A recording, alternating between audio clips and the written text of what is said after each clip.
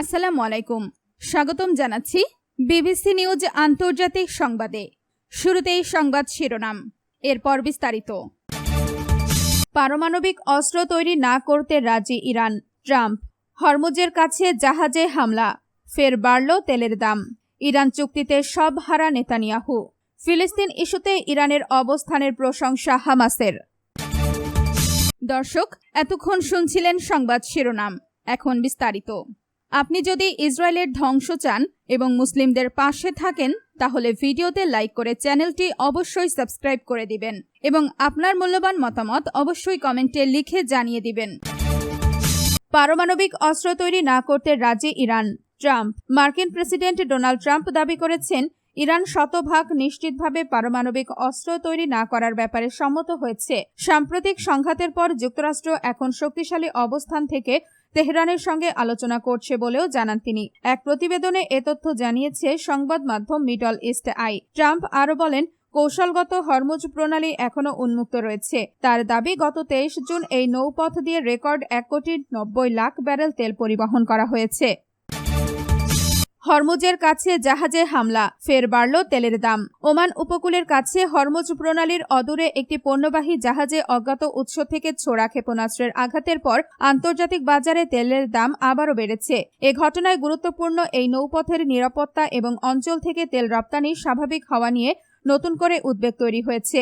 এক প্রতিবেদনে এ তথ্য জানিয়েছে সংবাদ মাধ্যম মিডল ইস্ট আই। শুক্রবার 26 জুন আন্তর্জাতিক মানদণ্ড ব্রেন্ট ক্রুডের দাম ব্যারেল প্রতি $1.52 বা 2.1% বেড়ে $75.26 পৌঁছায়। অন্যদিকে যুক্তরাষ্ট্রের ওয়েস্ট টেক্সাস ইন্টারমিডিয়েট WTI অপরিশোধিত তেলের দাম $1.58 বা 2.3% বেড়ে ব্যারেল প্রতি $71.92 ওঠে। রয়টার্সের প্রতিবেদন, ইরান চুক্তিতে সব হারা নেতানিয়াহু।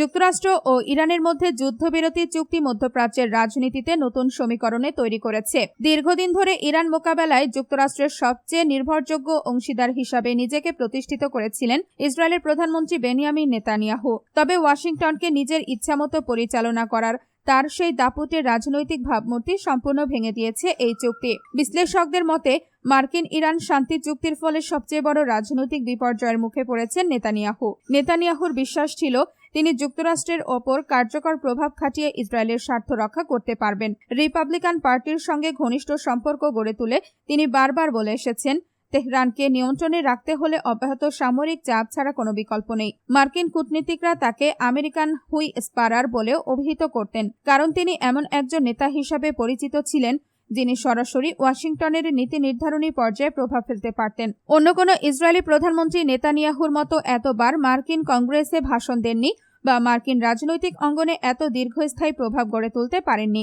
যুক্তরাষ্ট্রে তার অবস্থান ছিল দৃঢ়। তবে বিশ্লেষকদের মতে, ফেব্রুয়ারিতে ইরানের বিরুদ্ধে শুরু হওয়া যুক্তরাষ্ট্র ইসরায়েলের যুদ্ধের অবসান ঘটাতে ওয়াশিংটন ও তেহরানের মধ্যে হওয়া সাম্প্রতিক সমঝোতা সেই পুরনো ধারণাকে উল্টে দিয়েছে। এখন আর নেতানিয়াহু যুক্তরাষ্ট্রের ইরান নীতি নির্ধারণ করছেন না, বরং তাকে ওয়াশিংটনের সিদ্ধান্তই মেনে নিতে হচ্ছে।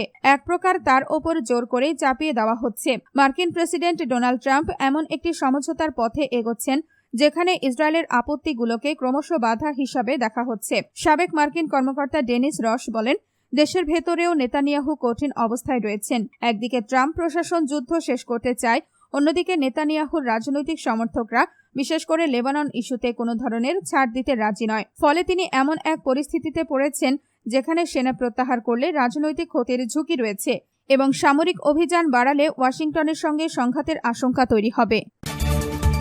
ফিলিস্তিন ইস্যুতে ইরানের অবস্থানের প্রশংসা হামাসের। ফিলিস্তিনি জনগণের অধিকার আদায়ের সংগ্রামে ইরানের ধারাবাহিক ও দৃঢ় সমর্থনের প্রশংসা করেছেন ফিলিস্তিনের ইসলামী প্রতিরোধ আন্দোলন হামাস। বুধবার হামাসের রাজনৈতিক ব্যুরোর সদস্য বাসেম নাইম ও ইরানের পররাষ্ট্রমন্ত্রী আব্বাস আরাঘচির মধ্যে টেলিফোনে আলোচনা হয়। এ সময় বাসেম নাইম হামাস নেতৃত্বের শুভেচ্ছা বার্তা ইরানের সর্বোচ্চ নেতার কাছে পৌঁছে দেন। আলোচনাকালে তিনি যুক্তরাষ্ট্রের সঙ্গে সমঝোতায় পৌঁছানোর জন্য তেহরানকে অভিনন্দন জানান। একই সঙ্গে যুক্তরাষ্ট্র ও ইসরায়েলের কথিত আগ্রাসনের বিরুদ্ধে ইরানের দৃঢ় অবস্থান ও প্রতিরোধমূলক ভূমিকারও প্রশংসা করেন। বাসেম নাইম বলেন, ফিলিস্তিন প্রশ্নে ইরান দীর্ঘদিন ধরে যে নীতিগত অবস্থান বজায় রেখেছে এবং ফিলিস্তিনি জনগণের প্রতি যে সমর্থন দিয়ে আসছে তা অত্যন্ত গুরুত্বপূর্ণ। অন্যদিকে হামাসের সমর্থন সূচক অবস্থানের জন্য কৃতজ্ঞতা প্রকাশ করেন ইরানের পররাষ্ট্রমন্ত্রী আব্বাস আরাঘচি। তিনি বলেন, ফিলিস্তিনি জনগণের বৈধ জাতীয় অধিকার পুরোপুরি প্রতিষ্ঠিত না হওয়া পর্যন্ত ইসলামী প্রজাতন্ত্র ইরান তাদের ন্যায্য দাবির পক্ষে থাকবে।